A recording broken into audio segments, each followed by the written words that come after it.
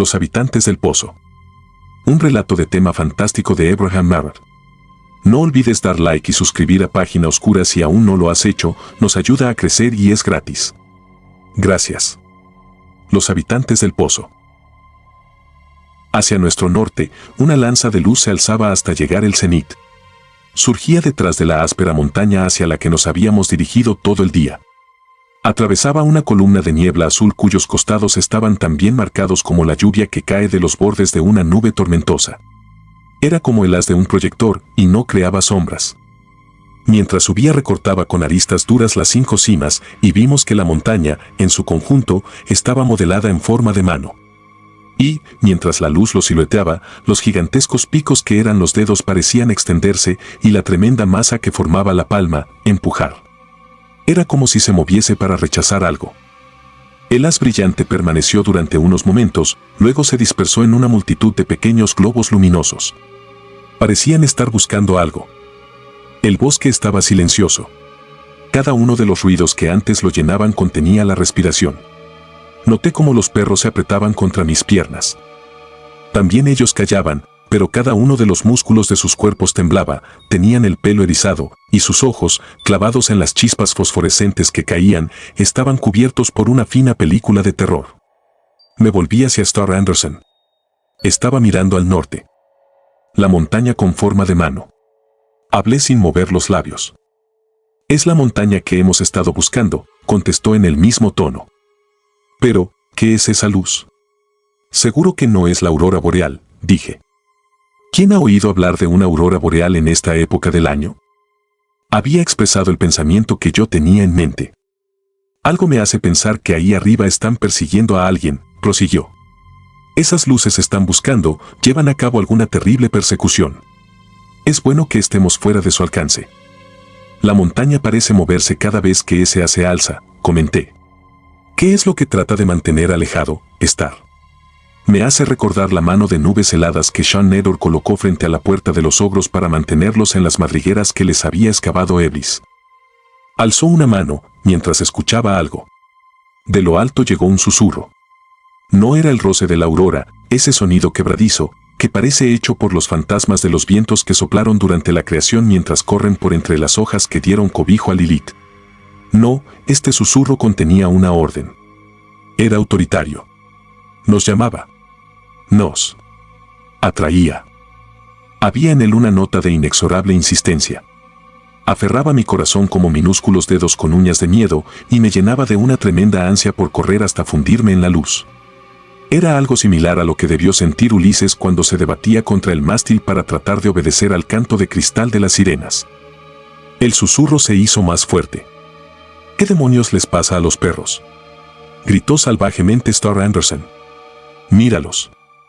Los perros esquimales, aullando lastimeramente, estaban corriendo hacia la luz. Los vimos desaparecer entre los árboles. Nos llegó un gemido lleno de tristeza. Luego esto también murió, y solo dejó tras de sí el insistente murmullo en lo alto. El claro en el que acampamos miraba directamente al norte. Supongo que habíamos llegado al primer gran meandro del río Kuskokwim, a unos 500 kilómetros en dirección al Yukón. Lo que era seguro es que nos hallábamos en una parte inexplorada de los bosques. Habíamos partido de Dawson al iniciarse la primavera, siguiendo una pista bastante convincente que prometía llevarnos a una montaña perdida entre cuyos 5 picos, al menos eso nos había asegurado aquel hechicero de la tribu atabascana. No conseguimos que ningún indio aceptase venir con nosotros. Decían que la tierra de la montaña con forma de mano estaba maldita. Habíamos visto la montaña por primera vez la noche anterior, con su recortada cima dibujada sobre un resplandor pulsante. Y ahora, iluminados por la luz que nos había guiado, veíamos que realmente era el lugar que andábamos buscando. Anderson se puso rígido. Por entre el susurro se dejaba oír un curioso sonido apagado y un roce. Sonaba como si un oso pequeño se estuviera acercando a nosotros. Eché una brazada de leña al fuego y, mientras la llama se alzaba, vi como algo aparecía entre los matorrales. Caminaba a 4 patas, pero no parecía ser un oso. De repente, una imagen se formó en mi mente, era como un niño subiendo unas escaleras a gatas. Las extremidades delanteras se alzaban en un movimiento grotescamente infantil. Era grotesco, pero también era horrible. Se acercó. Tomamos nuestras armas y las dejamos caer. Súbitamente, supimos que aquella cosa que gateaba era un hombre. Era un hombre. Se acercó al fuego con aquel mismo apagado forcejeo. Se detuvo. A salvo, susurró el hombre, con una voz que era un eco del susurro que se oía por sobre nuestras cabezas. Estoy bastante a salvo aquí. ¿No pueden salir del azul, saben? No pueden atraparte a menos que les respondas. Está loco, dijo Anderson, y luego, con suavidad, dirigiéndose a aquella piltrafa de lo que había sido un hombre. Tiene razón. Nadie le persigue. No les respondan, repitió el hombre. Me refiero a las luces. Las luces, grité, olvidándome hasta de mi compasión. ¿Qué son esas luces? Los habitantes del pozo, murmuró. Luego se desplomó sobre un costado. Corrimos a atenderle. Anderson se arrodilló a su lado. Dios mío, gritó, mira esto, Frank. Señaló a las manos del desconocido. Las muñecas estaban cubiertas por jirones desgarrados de su gruesa camisa. Sus manos solo eran unos muñones. Los dedos se habían pegado a las palmas y la carne se había desgastado hasta que el hueso sobresalía. Parecían las patas de un diminuto elefante. Mis ojos recorrieron su cuerpo. Alrededor de su cintura llevaba una pesada banda de metal dorado de la que colgaba una anilla y una docena de eslabones de una brillante cadena blanca. ¿Quién puede ser? ¿De dónde vendrá?, preguntó Anderson.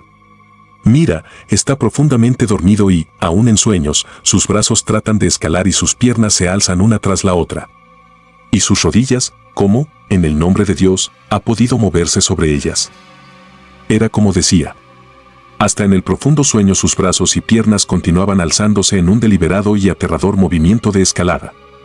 Era como si tuvieran vida propia. Realizaban sus movimientos con independencia del cuerpo. Si ustedes han ido en alguna ocasión en la cola de un tren y mirado cómo suben y bajan los brazos de los semáforos, sabrán a lo que me refiero. De pronto, el susurro en lo alto cesó. El chorro de luz cayó y no volvió a alzarse. El hombre que gateaba se quedó quieto. A nuestro alrededor comenzó a aparecer un suave resplandor. La corta noche del verano de Alaska había terminado. Anderson se frotó los ojos y volvió hacia mí un rostro trasnochado. «Chico», exclamó, «parece que hayas estado enfermo». «Pues si te vieras tú mismo, estar», repliqué, «ha sido algo realmente horroroso». «¿Qué sacas en claro de todo ello?». «Estoy creyendo que la única respuesta la tiene ese individuo», me contestó, señalando a la figura que yacía, completamente inmóvil, bajo las mantas con que la habíamos arropado. Esas luces no eran una aurora, Frank. Eran como la abertura a algún infierno del que nunca nos hablaron los predicadores. «Ya no seguiremos adelante hoy», dije. «No lo despertaría ni por todo el oro que corre por entre los dedos de los 5 picos, ni por todos los demonios que puedan estar persiguiéndolo». El hombre yacía en un sueño tan profundo como la laguna Estigia. Le lavamos y vendamos los muñones que antes habían sido sus manos. Sus brazos y piernas estaban tan rígidos que más parecían muletas. No se movió mientras hacíamos esto. Yacía tal como se había desplomado, con los brazos algo alzados y las rodillas dobladas. Comencé a limar la banda que rodeaba la cintura del durmiente. Era de oro, pero de un oro distinto a todo otro oro que yo jamás hubiera visto. El oro puro es blando. Este también lo era, pero tenía una vida sucia y viscosa que le era propia. Embotaba la lima y hubiera podido jurar que se retorcía como un ser vivo cuando lo cortaba. Lo hendí, lo doblé arrancándolo del cuerpo y lo lancé a lo lejos. Era repugnante. Durante todo el día, el hombre durmió. Llegó la oscuridad y seguía durmiendo. Pero aquella noche no hubo ninguna columna de luz azulada detrás de los picos, ni escudriñantes globos luminosos, ni susurros. Parecía que aquella horrible maldición se hubiera retirado, aunque no muy lejos. Tanto a Anderson como a mí nos parecía que la amenaza estaba allí, tal vez oculta, pero acechante. Ya era mediodía de la jornada siguiente cuando el hombre se despertó. Di un salto cuando oí sonar su placentera pero insegura voz. «¿Cuánto tiempo he dormido?», preguntó.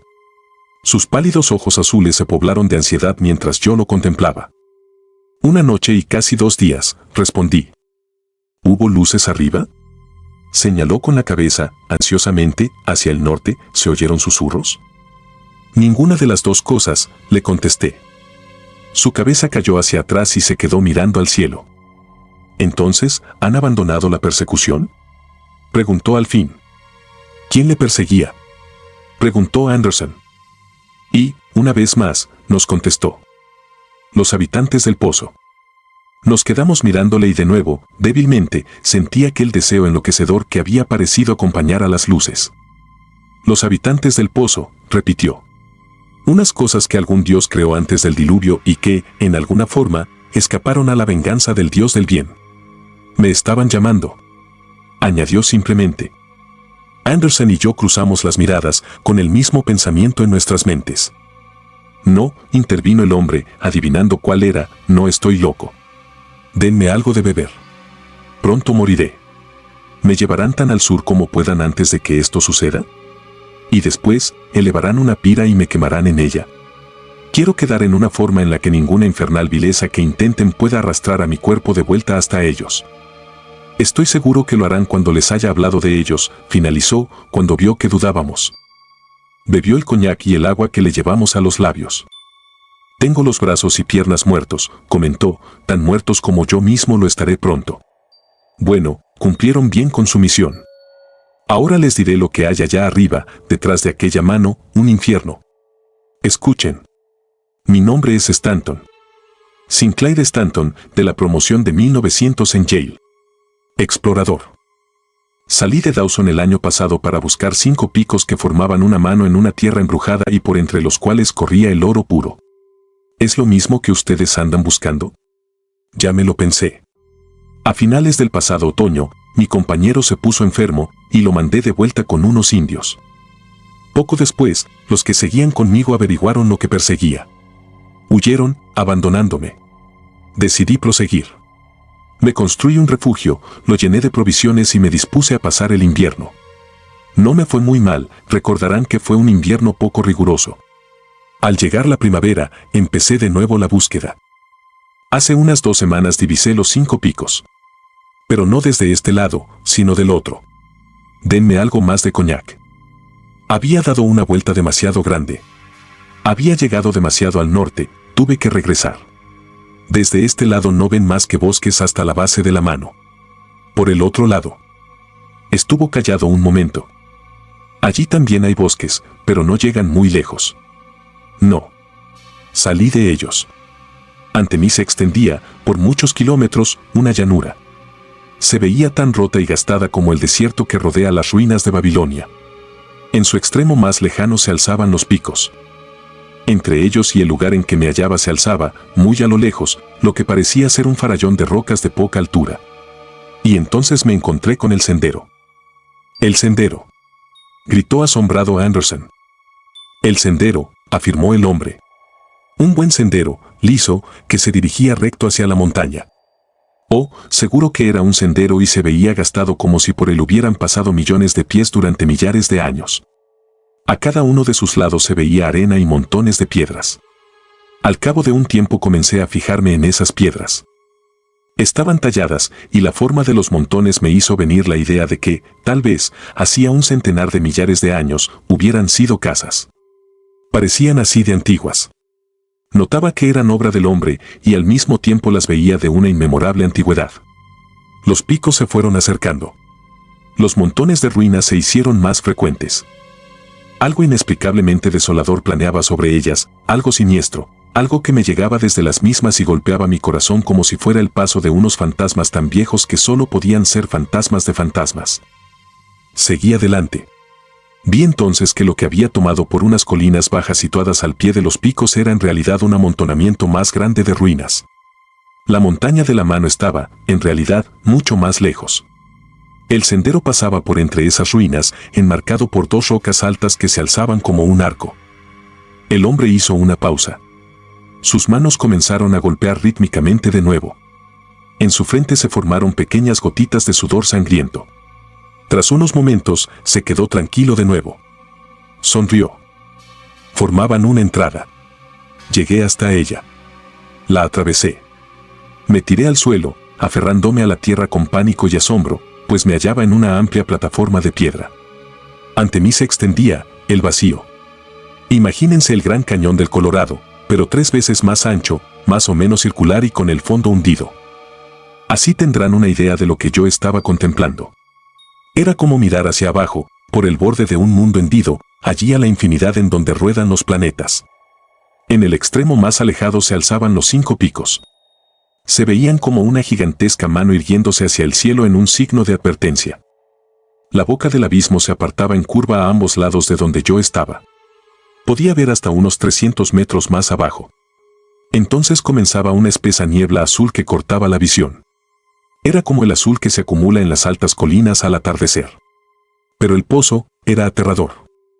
Aterrador como el golfo de Ranalak de los maoríes, que se alza entre los vivos y los muertos y que tan solo un alma recién salida del cuerpo puede cruzar de un salto, aunque ya no le queden fuerzas para volverlo a saltar hacia atrás. Me arrastré, alejándome del borde, y me puse en pie, débil y estremeciéndome. Mi mano descansaba sobre una de las rocas de la entrada. Había en ella una talla. En un bajorrelieve profundo se veía la silueta heroica de un hombre. Estaba vuelto de espaldas y tenía los brazos extendidos sobre la cabeza, llevando entre ellos algo que parecía el disco del sol, del que irradiaban líneas de luz. En el disco estaban grabados unos símbolos que me recordaban el antiguo lenguaje chino. Pero no era chino. No. Habían sido realizados por manos convertidas en polvo eones antes de que los chinos se agitasen en el seno del tiempo. Miré a la roca opuesta. Tenía una figura similar. Ambas llevaban un extraño sombrero aguzado. En cuanto a las rocas, eran triangulares y las tallas se encontraban en los lados más próximos al pozo. El gesto de los hombres parecía ser el de estar echando hacia atrás algo, el de estar impidiendo el paso. Miré las figuras de más cerca. Tras las manos extendidas y el disco, me parecía entrever una multitud de figuras informes y, claramente, una hueste de globos. Los toqué vagamente con los dedos. Y, al pronto, me sentí inexplicablemente descompuesto. Me había venido la impresión, no puedo decir que lo viese, la impresión de que eran enormes babosas puestas en pie. Sus henchidos cuerpos parecían disolverse, luego aparecer a la vista y disolverse de nuevo excepto por los globos que formaban sus cabezas y que siempre permanecían visibles. Eran inenarrablemente repugnantes.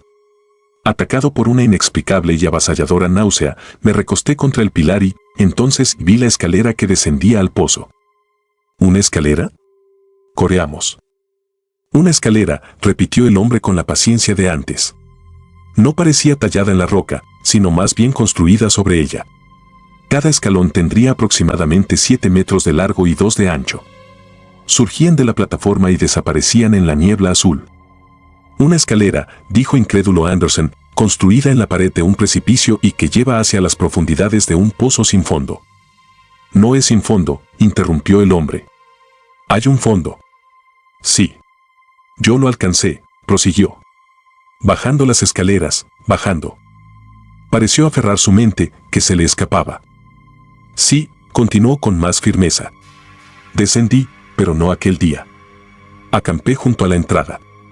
Al amanecer llené mi mochila de comida, mis 2 cantimploras con agua de una fuente que brota cerca de las ruinas, atravesé los monolitos tallados y crucé el borde del pozo. Los escalones bajan a lo largo de las paredes del pozo con un declive de unos 40 grados. Mientras bajaba, los estudié. Estaban tallados en una roca verdosa bastante diferente al granito porfírico que formaban las paredes del pozo. Al principio pensé que sus constructores habrían aprovechado un estrato que sobresaliese, tallando la colosal escalinata en él, pero la regularidad del ángulo con que descendía me hizo dudar de esta teoría. Después de haber bajado tal vez 1 kilómetro, me hallé en un descansillo. Desde él, las escaleras formaban un ángulo en V y descendían de nuevo, aferrándose al despeñadero con el mismo ángulo que las anteriores. Después de haber hallado 3 de esos ángulos, me di cuenta de que la escalera caía recta hacia abajo, fuera cual fuese su destino, en una sucesión de ángulos. Ningún estrato podía ser tan regular. No, la escalera había sido erigida totalmente a mano. Pero, ¿por quién? ¿Y para qué? La respuesta está en esas ruinas que rodean el borde del pozo, aunque no creo que jamás sea hallada. Hacia el mediodía ya había perdido de vista el borde del abismo. Por encima de mí, por debajo de mí, no había sino la niebla azul. No sentía mareos, ni miedo, tan solo una tremenda curiosidad. ¿Qué era lo que iba a descubrir? ¿Alguna antigua y maravillosa civilización que había florecido cuando los polos eran jardines tropicales? ¿Un nuevo mundo? ¿La clave de los misterios del hombre mismo? No hallaría nada viviente, de eso estaba seguro, todo era demasiado antiguo para que quedase nada con vida. Y, sin embargo, sabía que una obra tan maravillosa debía de llevar a un lugar igualmente maravilloso. ¿Cómo sería? Continué. A intervalos regulares había cruzado las bocas de unas pequeñas cavernas. Debían de haber unos 3000 escalones y luego una entrada, otros 3000 escalones y otra entrada, así continuamente. Avanzada ya la tarde, me detuve frente a uno de esos huecos. Supongo que habría bajado entonces a unos 5 kilómetros de la superficie, aunque, debido a los ángulos, habría caminado unos 15 kilómetros. Examiné la entrada. A cada uno de sus lados estaban talladas las mismas figuras que en la entrada del borde del pozo, pero esta vez se hallaban de frente, con los brazos extendidos con sus discos, como reteniendo algo que viniese del pozo mismo. Sus rostros estaban cubiertos con velos y no se veían figuras repugnantes tras ellos. Me introduje en la caverna.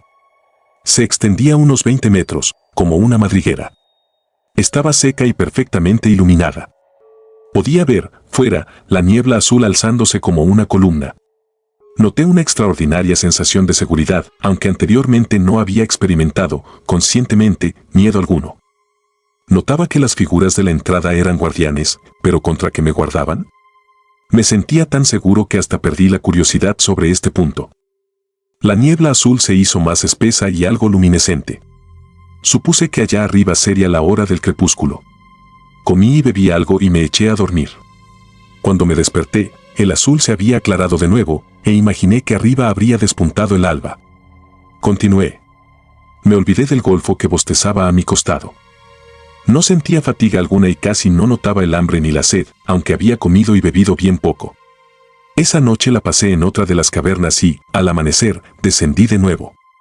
Fue cuando ya terminaba aquel día cuando vi la ciudad por primera vez. Se quedó silencioso durante un rato. La ciudad, dijo al fin. La ciudad del pozo. No una ciudad como las que ustedes han visto, ni como la haya visto ningún otro hombre que haya podido vivir para contarlo. Creo que el pozo debe de tener la forma de una botella, la abertura que se encuentra frente a los 5 picos es el cuello de la misma. Pero no sé lo amplia que es su base, puede que tenga millares de kilómetros. Y tampoco conozco lo que pueda haber más allá de la ciudad. Allá abajo, entre lo azul, se habían empezado a ver ligeros destellos de luz. Luego contemplé las copas de los árboles, pues supongo que eso es lo que eran. Aunque no eran como nuestros árboles, estos eran repugnantes, reptiloides. Se erguían sobre altos troncos delgados y sus copas nidos de gruesos tentáculos con feas hojuelas parecidas a cabezas estrechas, cabezas de serpientes. Los árboles eran rojos, de un brillante rojo ahidado. Aquí y allá comencé a entrever manchas de amarillo intenso. Sabía que eran agua porque podía ver cosas surgiendo en su superficie, o al menos podía ver los chapoteos y salpicones, aunque nunca logré ver lo que los producía. Justamente debajo mío se hallaba la ciudad. Kilómetro tras kilómetro de cilindros apretujados que yacían sobre sus costados, apilados en pirámides de 3, de 5 o de docenas de ellos. Es difícil lograrles explicar a ustedes cómo se veía la ciudad. Miren, imagínense que tienen cañerías de una cierta longitud y que colocan 3 sobre sus costados y sobre esas colocan otras 2 y sobre estas otra, o supongan que toman como base 5 y sobre esas colocan 4 y luego 3, 2 y 1. ¿Lo imaginan? Así es como se veía. Y estaban rematadas por torres, minaretes, ensanchamientos, voladizos y monstruosidades retorcidas. Brillaban como si estuviesen recubiertas con pálidas llamas rosas. A su costado se alzaban los árboles rojos como si fueran las cabezas de hidras guardando manadas de gigantescos gusanos enjollados. Unos metros más abajo de donde me hallaba, la escalera llegaba a un titánico arco, irreal como el puente que sobrevuela el infierno y lleva a Asgard. Se curvaba por encima de la cumbre del montón más alto de cilindros tallados y desaparecía en él. Era anonadador, demoníaco. El hombre se detuvo. Sus ojos se pusieron en blanco. Tembló, y de nuevo sus brazos y piernas comenzaron aquel horrible movimiento de arrastre. De sus labios surgió un susurro que era un eco del murmullo que habíamos oído en lo alto la noche en que llegó hasta nosotros. Puse mi mano sobre sus ojos. Se calmó. Execrables cosas, dijo, los habitantes del pozo. ¿Es susurrado? Sí, pero ya no pueden atraparme, ya no. Al cabo de un tiempo continuó, tan tranquilo como antes. Crucé aquel arco. Me introduje por el techo de aquel edificio. La oscuridad azul me cegó por un momento, y noté cómo los escalones se curvaban en una espiral. Bajé girando y me hallé en lo alto de, no sé cómo decírselo. Tendré que llamarle habitación. No tenemos imágenes para reflejar lo que hay en el pozo. A unos 30 metros por debajo mío se hallaba el suelo. Las paredes bajaban, apartándose de donde yo me hallaba en una serie de medias lunas crecientes. El lugar era colosal y estaba iluminado por una curiosa luz roja moteada. Era como la luz del interior de un ópalo punteado de oro y verde. Las escaleras en espiral seguían por debajo. Llegué hasta el último escalón. A lo lejos, frente a mí, se alzaba un altar sostenido por altas columnas. Sus pilares estaban tallados en monstruosas volutas, cual si fuesen pulpos locos con un millar invisible que se hallaba sobre el altar, y me arrastré por el suelo, al lado de los pilares. Imagínense la escena, solo en aquel lugar extrañamente iluminado y con el horror arcaico acechando encima mío, una cosa monstruosa, una cosa inimaginable, una cosa invisible que emanaba terror. Al cabo de algún tiempo recuperé el control de mí mismo. Entonces vi, al costado de uno de los pilares, un cuenco amarillo lleno con un líquido blanco y espeso. Lo bebí. No me importaba si era venenoso, pero mientras lo estaba tragando noté un sabor agradable y al acabarlo me volvieron instantáneamente las fuerzas. Veía a las claras que no me iban a matar de hambre. Fueran lo que fuesen aquellos habitantes del pozo, sabían bien cuáles eran las necesidades humanas. Y otra vez comenzó a espesarse el rojizo brillo moteado. Y de nuevo se alzó allá afuera el zumbido, y por el círculo que era la puerta entró un torrente de globos. Se fueron colocando en hileras hasta llenar totalmente el templo. Su murmullo creció hasta transformarse en un canto, un susurrante canto cadencioso que se alzaba y caía, mientras los globos se alzaban y caían al mismo ritmo, se alzaban y caían. Las luces fueron y vinieron toda la noche, y toda la noche sonaron los cantos mientras ellas se alzaban y caían. Al final, me noté como un solitario átomo de conocimiento en aquel océano de susurros, un átomo que se alzaba y caía con los globos de luz. Les aseguro que hasta mi corazón latía a ese mismo ritmo. Pero por fin se aclaró el brillo rojo, y las luces salieron, murieron los murmullos. De nuevo estaba solo, y supe que, en mi mundo, se había iniciado un nuevo día. Dormí. Cuando me desperté, hallé junto al pilar otro cuenco de líquido blanquecino. Volví a estudiar la cadena que me ataba al altar. Comencé a flotar dos de los eslabones entre sí. Lo hice durante horas. Cuando comenzó a espesarse el rojo, se veía una muesca desgastada en los eslabones. Comencé a sentir una cierta esperanza. Existía una posibilidad de escapar. Con el espesamiento regresaron las luces. Durante toda aquella noche sonó el canto susurrado, y los globos se alzaron y cayeron. El canto se apoderó de mí. Pulsó a través de mi cuerpo hasta que cada músculo y cada nervio vibraban con él. Se comenzaron a agitar mis labios. Palpitaban como los de un hombre tratando de gritar en medio de una pesadilla. Y por último, también ellos estuvieron murmurando, susurrando el infernal canto de los habitantes del pozo. Mi cuerpo se inclinaba al unísono con las luces. Me había identificado, Dios me perdone. En el sonido y el movimiento, con aquellas cosas innombrables, mientras mi alma retrocedía, enferma de horror, pero impotente. Y, en tanto susurraba, los vi. Vi las cosas que había bajo las luces, grandes cuerpos transparentes parecidos a los de caracoles sin caparazón, de los que crecían docenas de agitados tentáculos, con pequeñas bocas redondas y bostezantes colocadas bajo los luminosos globos visores. Eran como los espectros de babosas inconcebiblemente monstruosas. Y, mientras las contemplaba, aún susurrando e inclinándome, llegó el alba y se dirigieron hacia la entrada, atravesándola. No caminaban ni se arrastraban, flotaban. Flotaron y se fueron. No dormí, sino que trabajé durante todo el día en flotar mi cadena. Para cuando se espesó el rojo, ya había desgastado un sexto de su espesor.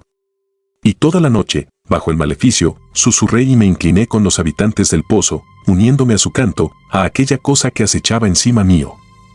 De nuevo, por 2 veces, se espesó el rojo y el canto se apoderó de mí. Y finalmente, en la mañana del 5.º día, rompí los eslabones desgastados. Estaba libre. Corrí hacia la escalera, pasando con los ojos cerrados al lado del horror invisible que se hallaba más allá del borde del altar y llegando hasta el puente. Lo crucé y comencé a subir por la escalera de la pared del pozo. ¿Pueden imaginarse lo que representa subir por el borde de un mundo hendido con el infierno a la espalda? Bueno, a mi espalda quedaba algo peor aún que el infierno y el terror corría conmigo. Para cuando me di cuenta de que ya no podía subir más, hacía ya tiempo que la ciudad del pozo había desaparecido entre la niebla azul. Mi corazón batía en mis oídos como un martillo pilón. Me desplomé ante una de las pequeñas cavernas, notando que allí lograría, al fin, refugio. Me metí hasta lo más profundo y esperé a que la neblina se hiciese más densa. Esto ocurrió casi al momento, y de muy abajo me llegó un vasto e irritado murmullo. Apretándome contra el fondo de la caverna, vi como un rápido haz de luz se elevaba entre la niebla azul, desapareciendo en pedazos poco después, y mientras se apagaba y descomponía, vi miradas de los globos que constituyen los ojos de los habitantes del pozo cayendo hacia lo más profundo del abismo. De nuevo, una y otra vez, la luz pulsó, y los globos se alzaron con ella para caer luego. Me estaban persiguiendo. Sabían que debía encontrarme todavía en alguna parte de la escalera o, si es que me ocultaba allá abajo, que tendría que usarla en algún momento para escapar. El susurro se hizo más fuerte, más insistente. A través mío comenzó a latir un deseo aterrador por unirme al murmullo, tal como lo había hecho en el templo. Algo me dijo que, si lo hacía, las figuras esculpidas ya no podrían guardarme, que saldría y bajaría para regresar al templo del que ya no escaparía nunca. Me mordí los labios hasta hacerme sangre para acallarlos, y durante toda aquella noche el haz de luz surgió desde el abismo, los globos planearon, y el susurro sonó mientras yo rezaba al poder de las cavernas y a las figuras esculpidas que todavía tenían la virtud de poder guardarlas. Hizo una pausa, se estaban agotando sus energías. Luego, casi inaudiblemente, prosiguió. Me pregunté cuál habría sido el pueblo que las habría tallado, por qué habrían edificado su ciudad alrededor del borde, y para qué habrían construido aquella escalera en el pozo. ¿Qué habrían sido para las cosas que vivían en el fondo, y qué uso habrían hecho de ellas para tener que vivir junto a aquel lugar? Estaba seguro de que tras de todo aquello se escondía un propósito. En otra forma, no se hubiera llevado a cabo un trabajo tan asombroso como era la erección de aquella escalera. Pero, ¿cuál era ese propósito? ¿Y por qué aquellos que habían vivido sobre el abismo habían fenecido hacía eones, mientras que los que habitaban en su interior seguían aún con vida? Nos miró. No pude hallar respuesta. Me pregunto si lo sabré después de muerto, aunque lo dudo. Mientras me interrogaba sobre todo ello, llegó la aurora y, con ella, se hizo el silencio. Bebí el líquido que restaba en mi cantimplora, me arrastré fuera de la caverna y comencé a subir otra vez. Aquella tarde cedieron mis piernas. Rompí mi camisa y me hice unas almohadillas protectoras para las rodillas y unas envolturas para las manos. Gateé hacia arriba. Gateé subiendo y subiendo. Y una vez más me introduje en una de las cavernas y esperé que se espesase el azul, que surgiese de él el haz de luz y que empezase el murmullo. Pero había ahora una nueva tonalidad en el susurro. Ya no me amenazaba. Me llamaba y me tentaba. Me atraía. El terror se apoderó de mí. Me había invadido un tremendo deseo por abandonar la caverna y salir a donde se movían las luces, por dejar que me hicieran lo que deseasen, que me llevasen donde quisieran. El deseo se hizo más insistente. Ganaba fuerza con cada nuevo impulso del haz luminoso, hasta que al fin todo yo vibraba con el deseo de obedecerlo, tal y como había vibrado con el canto en el templo. Mi cuerpo era un péndulo. Se alzaba el haz, y yo me inclinaba hacia él. Tan solo mi alma permanecía inconmovible, manteniéndome sujeto contra el suelo de la caverna y colocando una mano sobre mis labios para acallarlos. Y toda la noche luché con mi cuerpo y con mis labios contra el hechizo de los habitantes del pozo. Llegó la mañana. Otra vez me arrastré fuera de la caverna y me enfrenté con la escalera. No podía ponerme en pie. Mis manos estaban desgarradas y ensangrentadas, mis rodillas me producían un dolor agónico. Me obligué a subir, milímetro a milímetro. Al rato dejé de notar mis manos, y el dolor abandonó mis rodillas. Se entumecieron. Paso a paso, mi fuerza de voluntad llevó a mi cuerpo hacia arriba sobre mis muertos miembros. Y en diversas ocasiones caía en la inconsciencia, para volver en mí al cabo de un tiempo y darme cuenta de que, a pesar de ello, había seguido subiendo sin pausa. Y luego, tan solo una pesadilla de gatear a lo largo de inmensas extensiones de escalones, recuerdos del abyecto terror mientras me agazapaba en las cavernas, mientras millares de luces pulsaban en el exterior, y los susurros me llamaban y tentaban. Memorias de una ocasión en que me desperté para hallar que mi cuerpo estaba obedeciendo a la llamada y que ya me había llevado a medio camino por entre los guardianes de los portales, al tiempo que millares de globos luminosos flotaban en la niebla azul contemplándome. Visiones de amargas luchas contra el sueño y, siempre, una subida, arriba, arriba, a lo largo de infinitas distancias de escalones que me llevaban de un perdido Abaddon hasta el paraíso del cielo azul y el ancho mundo. Al fin tuve conciencia de que sobre mí se alzaba el cielo abierto y ante mí el borde del pozo. Recuerdo haber pasado entre las grandes rocas que forman el portal y de haberme alejado de ellas.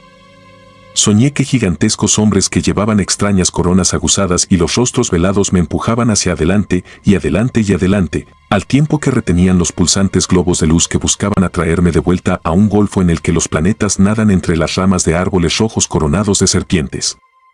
Y más tarde un largo, largo sueño, solo Dios sabe cuán largo, en la hendidura de unas rocas, un despertar para ver, a lo lejos, hacia el norte, el haz elevándose y cayendo, a las luces todavía buscando y al susurro, muy por encima mío, llamando con el convencimiento de que ya no podía atraerme. De nuevo gatear sobre brazos y piernas muertos que se movían como la nave del antiguo marino, sin que yo lo ordenase. Y, entonces, su fuego y esta seguridad. El hombre nos sonrió por un momento y luego cayó profundamente dormido. Aquella misma tarde levantamos el campo y, llevándonos al hombre, iniciamos la marcha hacia el sur. Lo llevamos durante 3 días, en los que siguió durmiendo. Y, al tercer día, sin despertarse, murió. Hicimos una gran pira con ramas y quemamos su cadáver, como nos había pedido. Desparramamos sus cenizas, mezcladas con las de la madera que le habla consumido, por el bosque. Se necesitaría una poderosa magia para desenmarañar esas cenizas y llevarlas en una nube hacia el pozo maldito. No creo que ni sus habitantes tengan un tal encantamiento. No. Pero Andersen y yo no volvimos a los 5 picos para comprobarlo. Y, si el oro corre por entre las 5 cimas de la montaña de la mano como el agua por entre una mano extendida, bueno, por lo que a nosotros se refiere, puede seguir así.